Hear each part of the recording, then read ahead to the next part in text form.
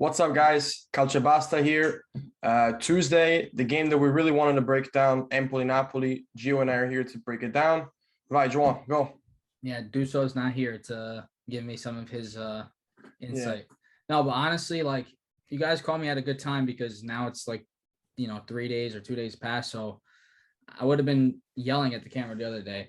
I mean, there's a bunch of things to talk about in this game. Like, first of all, I just want to say it's one of the most embarrassing moments I've seen from Napoli. And like, Napoli has had plenty of choke jobs and just like, plenty of moments where they lost points against teams they shouldn't have, even earlier this season.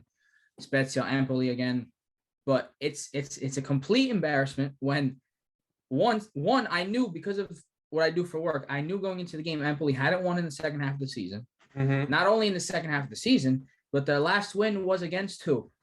Napoli. The mighty Napoli. The last one, it was against us. So they had gone some draws, but they hadn't won one single game. And that was round 34. So that's like 16 matches, 15 matches since match day 19. Dude, it's so funny because a few weeks ago or whatever, week and a half ago was when we recorded that video after they lost to Fiorentina. You were like, we are scared to play it in the Maradona. Yeah, that would have happened worse. I know some people are expecting a big reaction. If we would have recorded like Sunday night, oh my God. No, I wouldn't have spoke. You would have had to put crickets into the video. I would have been like this. That's it. I would have done exactly what I did that first time when that same video, Daniel asked me, oh, you guys were like, you want to talk about it? And I go, no. Dan can go first. Yeah, Dan can go. Dude. Nah, but I mean, dude, it's just, so funny. It's so funny because I was on my way to Dan's to go play a game in Goal Sports, and I didn't even know that Empoli Napoli were playing. So I get there and I'm on FOTMob, like as I'm parking the car, and then I get in the door and then I see, Napoli's winning 2-0. Right? It was like the 70th minute. So it's me and Daniel and his father watching the game. And then as we're getting ready to leave, Empoli scores, right? Henderson scores after that frigging idiot Malquit. I don't know what Malquit was trying to do, man. Then we're literally putting on our shoes. We're at the door and Olimpio goes, oh, you got to come see this shit. We come in and it's Meret making the mistake. 2-2. Then we're in the car. We're literally about to get to Goal Sports or whatever. We're on the highway. And then I have the game on my phone, and all of a sudden I hear Pinamonti, and then Dan is just like, no, don't tell me. And Dan legit goes, I'm gonna crash this car right now. To this day, it's 2 days later, and I'm still just so confused. I'm so confused. Honestly, like it's just mind-boggling. You can't really say anything. That's it. 3 goals in 7 minutes, not to Real Madrid, to Empoli, who had just come up, and dude. I mean it's just so bad. Dude. They did enough in the first half where all the other teams are so bad in the second half of the season that they're already probably safe, and they still go and get 3 points from Napoli in match day 34. But look, like fine, you're up 2-0, concede a goal, okay, 2-1, but close at that. Dude. How the hell did they score 2 more?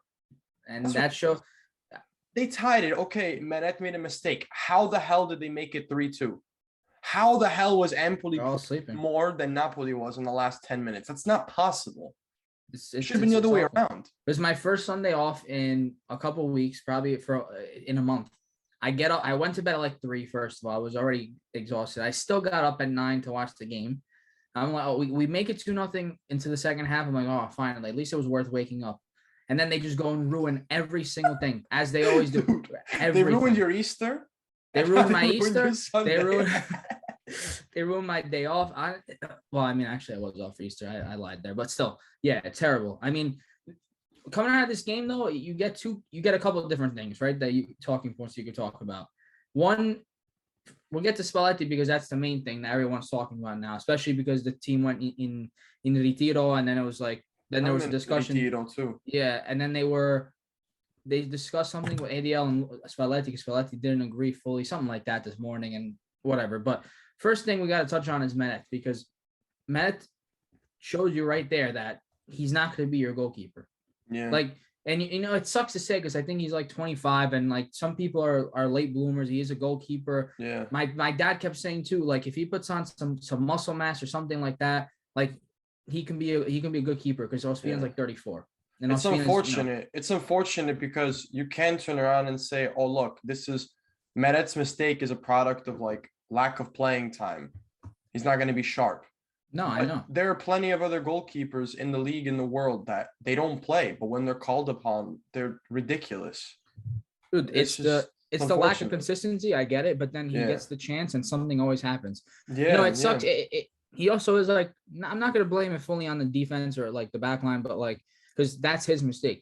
Someone's No. pressuring you, clear the ball. Yeah, the Not two like, people to blame for this ideally are Meret and Malquid because those are like freak mistakes that just yeah. they just can't happen. Malquid's They trying to can't be happen. Maradona over there, flicking the ball over somebody. I don't know what he's Dude. doing, and then like it's this dumbest things that just cost this team over and over again. And like what I was saying was with Meret is just like he's also like it sucks to say misfortune because I don't want to blame it on that because he could have cleared the ball and it would have been a different game, right? I mean, No, he should have cleared the ball as a mistake. Like yeah. now we keep talking about also recently how Koulibaly is like, he makes those double tackles, looks good, and then and we've said how maybe since the break he hasn't been as good since the AFCON Cup or something like that. But I think that was after the break, during the break. Dude, he's found his form again, Koulibaly, but like, and then it shows you like you miss him. Awful. But he was suspended 2 weeks after AFCON. Yeah. Suspended for this game against Empoli. You'd think, okay, Juan Jesus has had a solid season. You won't need Koulibaly to beat Empoli. Yeah. I mean, and then Zanoli gets the yellow card.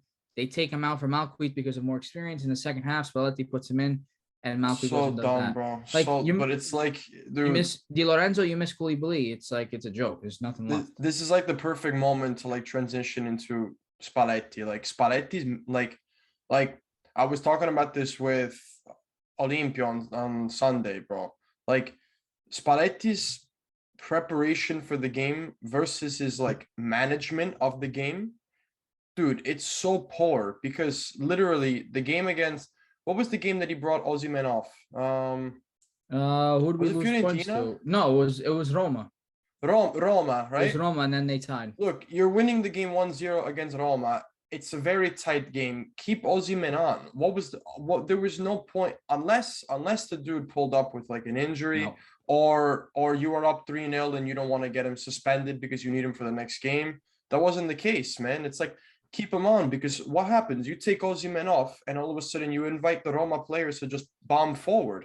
They're not worried about any consequences if you push men forward. So you're just inviting pressure. There's no threat on the counter. Like if you're Roma, I don't know who it was who came on for him, but if you're Roma, between Osimhen, Mertens and Petagna, you have a field day with Mertens and Petagna on the field. Yeah. They're much easier to deal with. I don't even know if Petagna came into that game. We just had I think Spalletti took off all the attackers at that game. Oh, now this game with Empoli, like how do you not lock down the result there? Like, yeah, it's on the players' individual mistakes, but there's like this common trend that Spalletti just can't close these results. But also, like when it comes to Spalletti too, and we said this in one of the past few videos, maybe it was the last one, that like I don't know where he's gotten into this mode where like you score a goal, your mentality should be let's go get another one, let's go get another one. Your mentality should be to kill the opponent, right? Exactly, you want to shut it out, but no, it's like they score a goal and then Spalletti.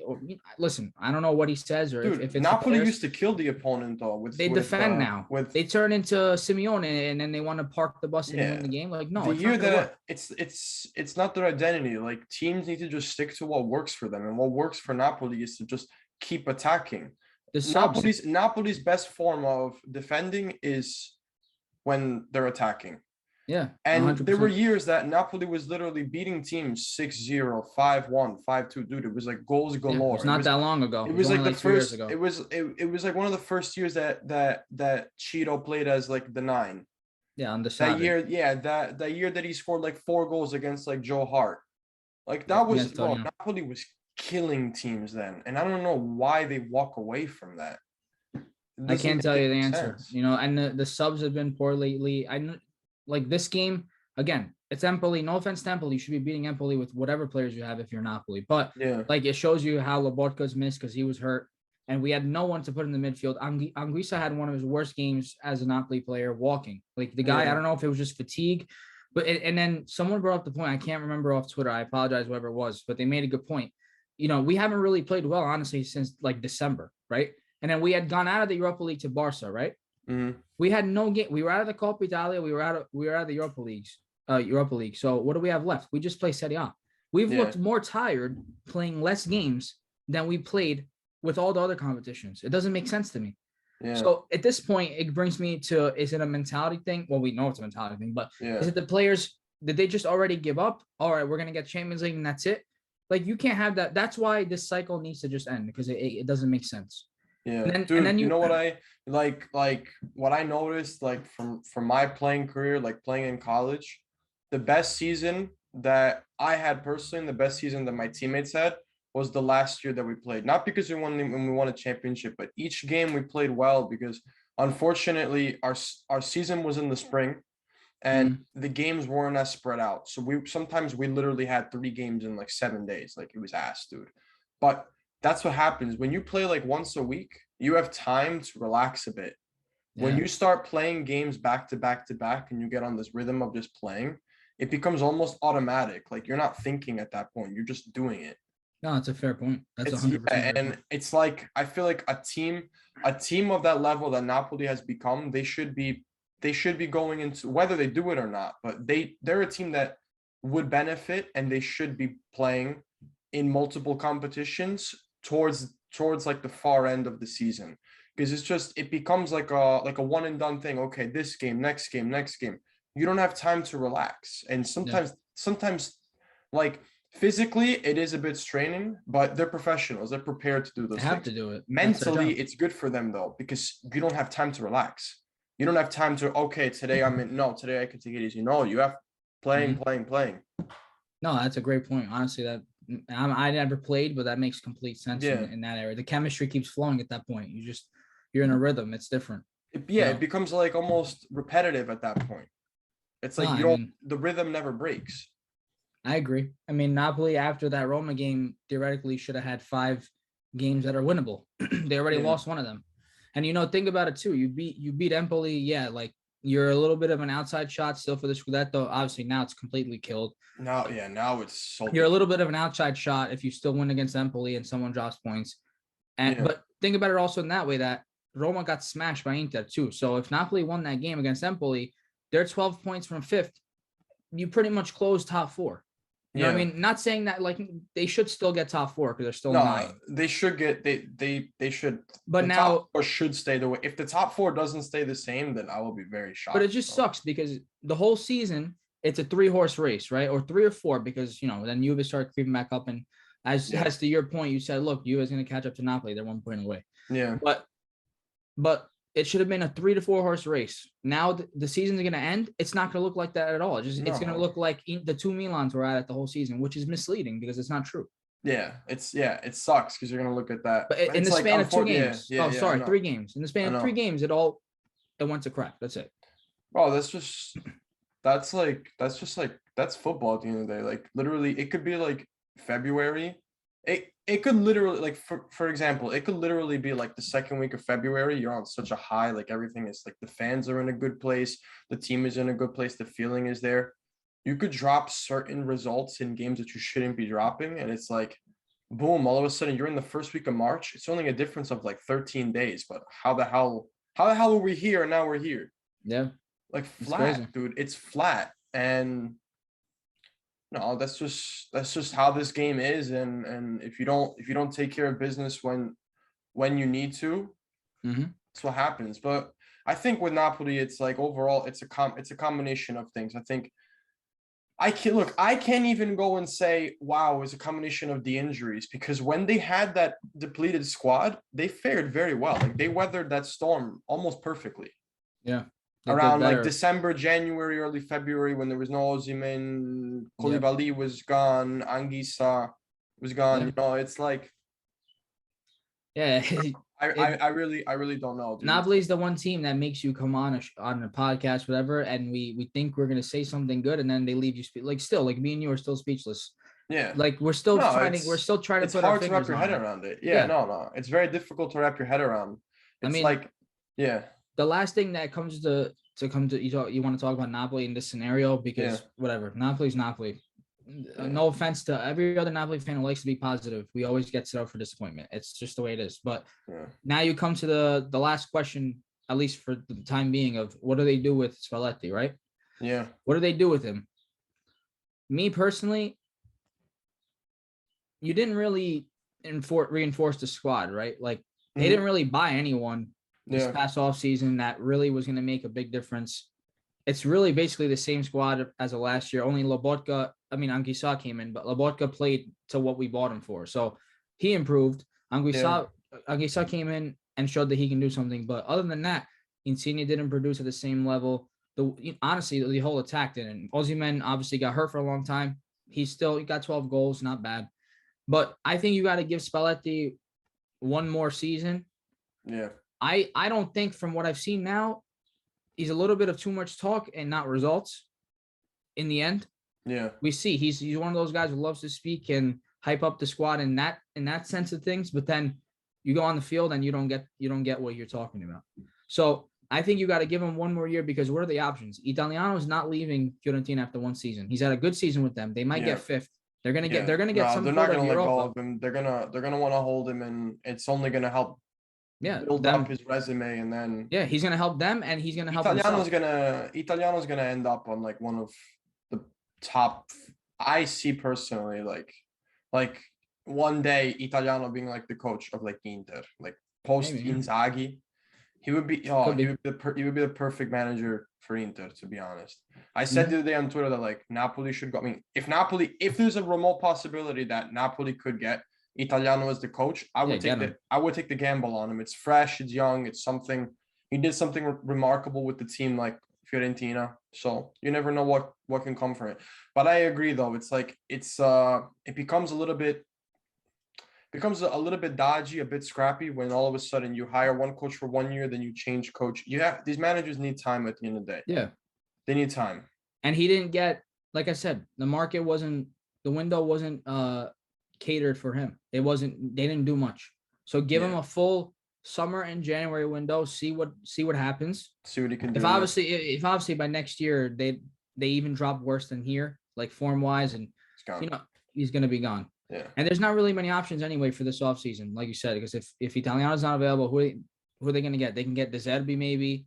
They can get I forgot there's one more. Now I'm losing my off my mind, but those two names are good names, but like, are they really going to do anything? And then not that chemistry is a freaking thing because Napoli's going to have to dismantle a couple pieces. Like some of those guys are not going to be there. I mean, the report just real quick before we wrap it up, the report just came out today that Dan sent in the chat that maybe Mertens might stay. Mertens is about to reach the renewal. Like it's very likely. So yeah, I mean, I don't mind that. He's still scoring goals when he comes off the bench. He makes a difference.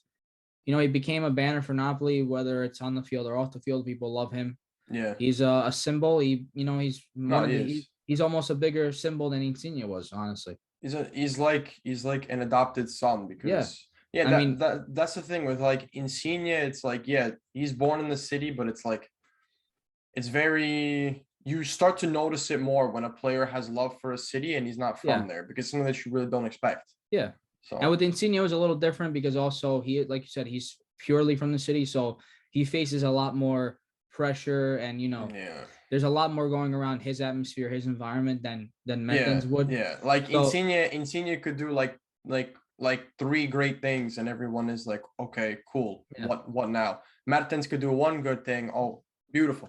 And listen, people will always love Insigne, but the way, and obviously like free agents do this all the time in football, right? Like they pre-sign contracts all the time. It happens. It's not just Insigne, but it's Insigne from Napoli. So now he's scrutinized. So that's going to leave a sour taste in people's mouth. Like his exit and the way the season ended, Mertens might go down in the club history as obviously he's already the leading scorer, but people might love him more than Insigne at the end of the day. Dude, it's very possible. It's hard to say. I think people already do.